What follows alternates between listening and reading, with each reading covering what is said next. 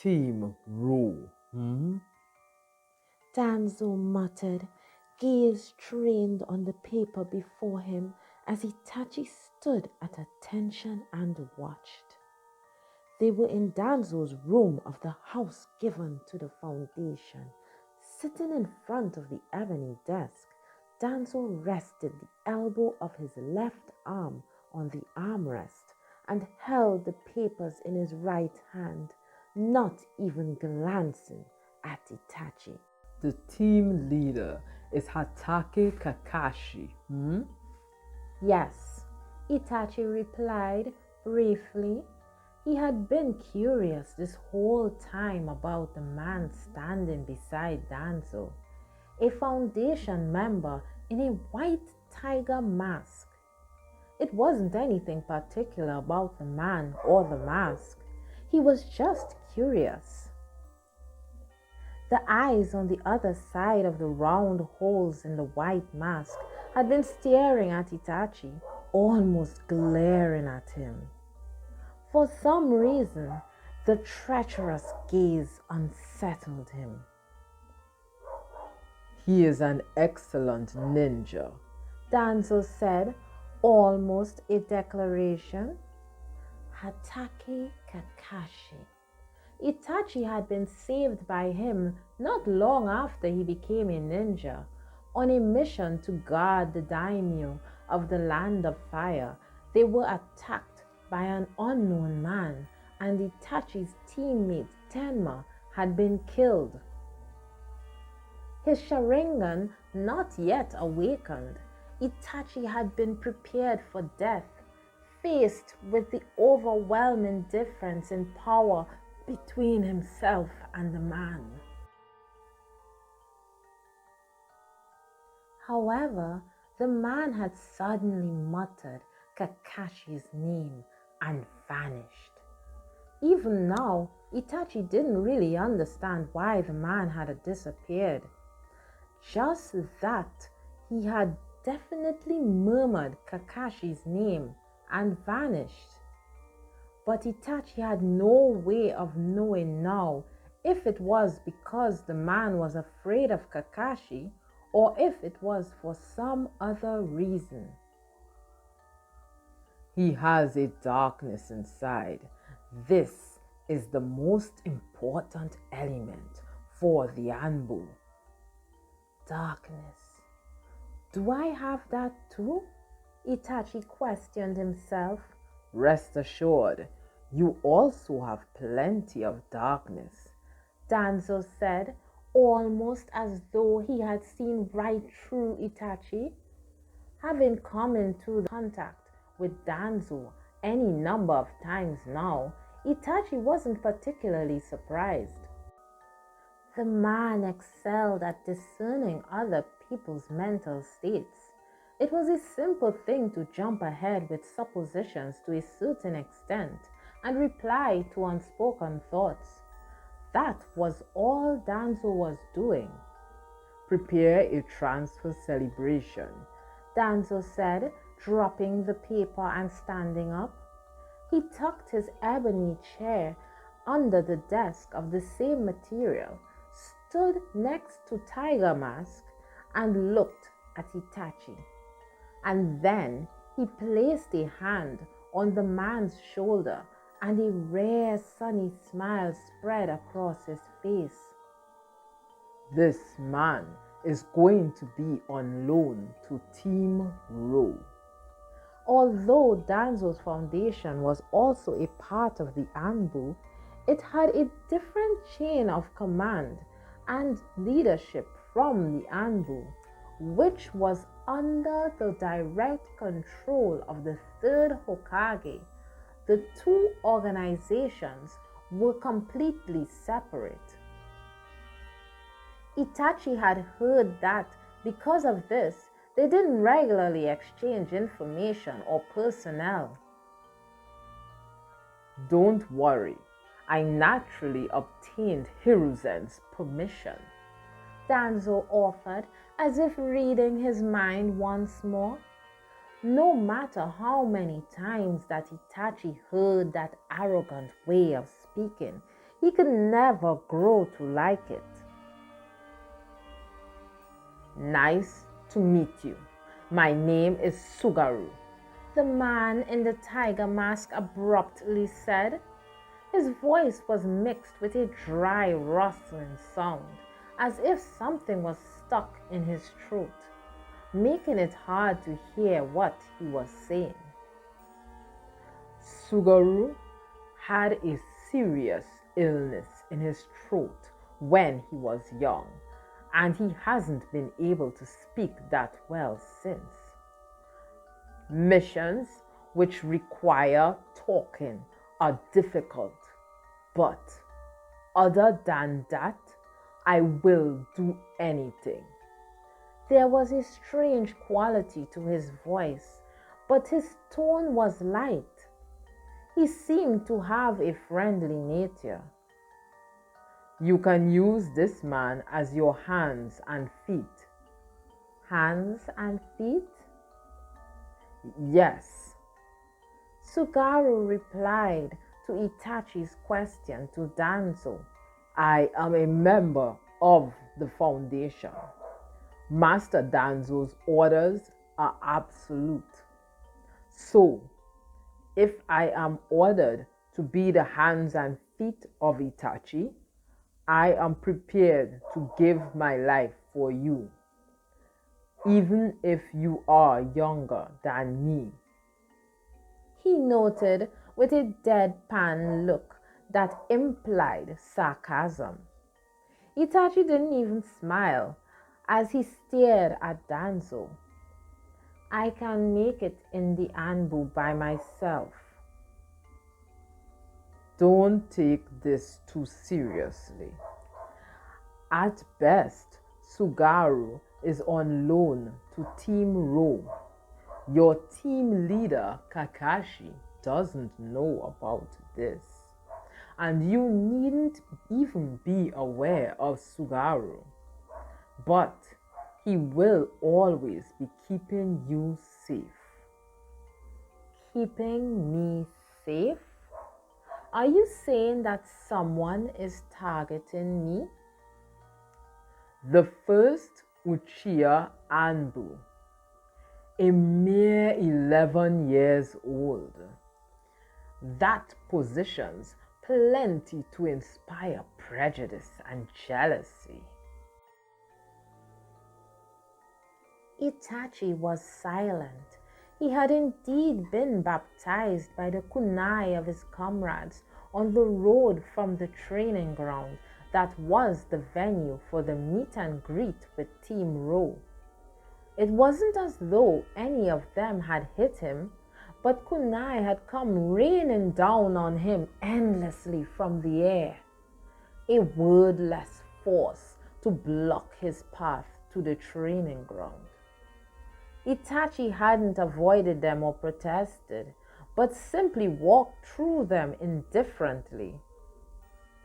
After realizing what his comrades had done, Kakashi had scolded them, but there wasn't one person who was really sorry for what they'd done. I value you. I won't have you dying young because of the jealousy of your teammates or some such. No matter who attacks me, Don't underestimate the ninjas of the Anbu. Danzo cut Itachi off. The closer you get to the center of the village, the more people you will encounter who do not have favorable impression of the Uchiha. It's entirely plausible that some of them might try to kill you and make it look like you died during a mission. And if you died, what would your clan think? Impossible. I'm saying that impossible situation is entirely possible. Danzo nodded deeply as if to affirm Itachi's thinking. Itachi dies on a mission. His father and the others suspect a plot on the part of the villagers. Itachi's death would be the perfect trigger for an explosion for those dissatisfied with the position of the clan within the village. When Itachi thought about the fact that his own death could become a trigger for a coup d'etat, he felt a shiver run up his spine. You're already in a position of serious responsibility with both the Uchiha clan and in the village. Danzo moved away from Sugaru and came round the desk to stand next to Itachi before placing a gentle hand on his shoulder. You must be a bridge connecting the village and the clan for me. Live a long time, Itachi. Danzo said the same sort of things his father had said.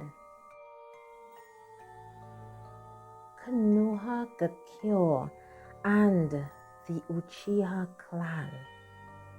Was this a relationship of equals?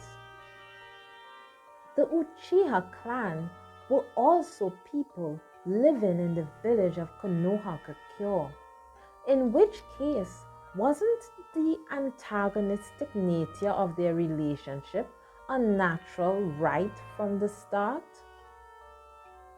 Why didn't Konoha have complete rule over the Uchiha clan? Why did the clan harbor such dissatisfaction toward the village, despite the fact that the brethren of the clan had even been given the right to self-governance?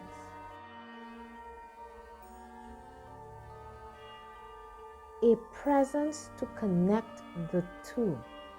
As his father put it, a pipeline.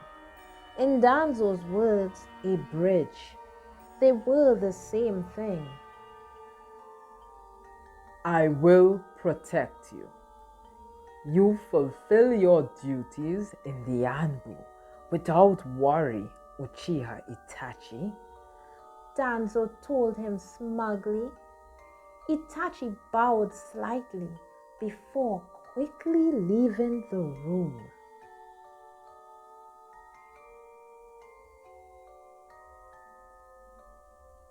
It's been a while, huh? Izumi said, her head hanging. Itachi was in a small park in the clan compound in the evening. He had joined the Anbu without incident and finished his report to Danzo. At the entrance to the compound, he had run into Izumi on her way home from a mission. Without either of them inviting the other, they naturally turned toward the park. Izumi got on a swing while Itachi sat down on the bench behind her. Sorry about that time. That time? Itachi asked in response. Izumi looked back at him over her shoulder as she swung back and forth. You know, at the tea shop in the village. He remembered. Izumi was apologizing for getting mad and flying out of the shop. They hadn't actually talked, just the two of them, since then. All kinds of things had happened in the intervening days, and Itachi honestly hadn't had the time to think about her. So, he had completely forgotten about the incident in the tea shop until that very minute. To start with, though, even if she was apologizing now, Itachi hadn't been angry at all at the time, so it wasn't as though he had anything to forgive her for. I'm the one who should apologize, Itachi said. Why would you apologize, Itachi? I didn't think it was bothering you that much. Ha ha! Izumi faced forward again and pumped harder on the swing. What? I was just thinking that's so like you, she said in a bright voice, seemingly in a better mood now. Her feelings shifted so abruptly that Itachi couldn't keep up. Not wanting to take her off this cheerful track, he tried to change the subject. How was your mission? No big deal compared with you, she said, and kicked up the swing to fly up into the air. She did a somersault and landed beautifully. Spreading out her slender arms, Izumi turned around.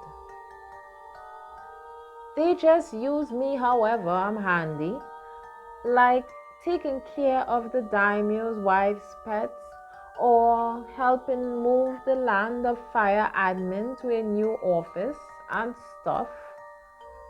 That's it, huh? Itachi's mouth naturally spread into a smile. He was relieved that she hadn't been on any dangerous missions. He deliberately tried not to look at the answer to the question of why he was relieved. Itachi himself thought he was still half a person as a ninja, which is why he didn't have the mental leeway to think seriously about Izumi. Walking down the same path as the person you like. Maybe I shouldn't want that. He had understood Izumi's feelings when she had said that before running off, but he couldn't respond to them. Hey, Itachi? What? If so, just like what if, alright? If you hadn't become a ninja, what would you be? I never thought about it. Itachi had been born to ninja parents, and he had never had any doubts about becoming a ninja himself.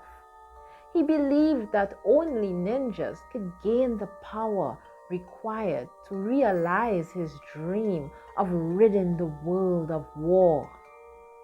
So, he was unable to think of a path other than becoming a ninja.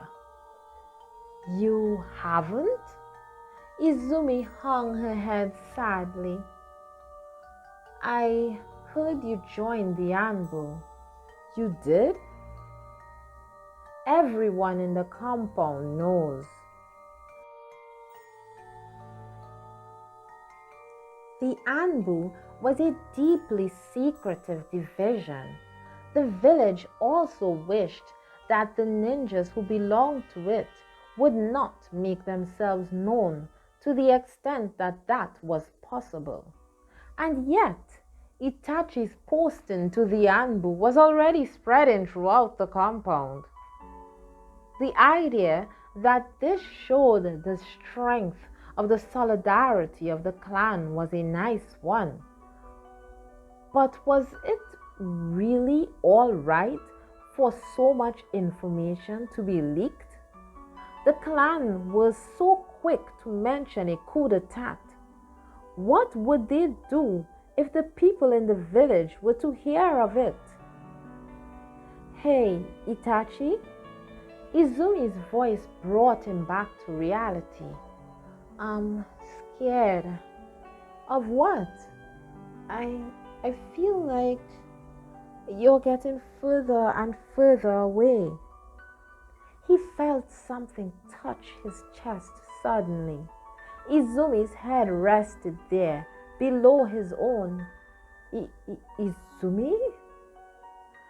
I'm sorry, Itachi, but just let me stay like this a little longer. Unable to do anything else, Itachi simply waited for Izumi to calm down again. We're 11 years old, but Itachi, you're already... Where are you going, Itachi? I'm not going anywhere. Probably. He swallowed that last word.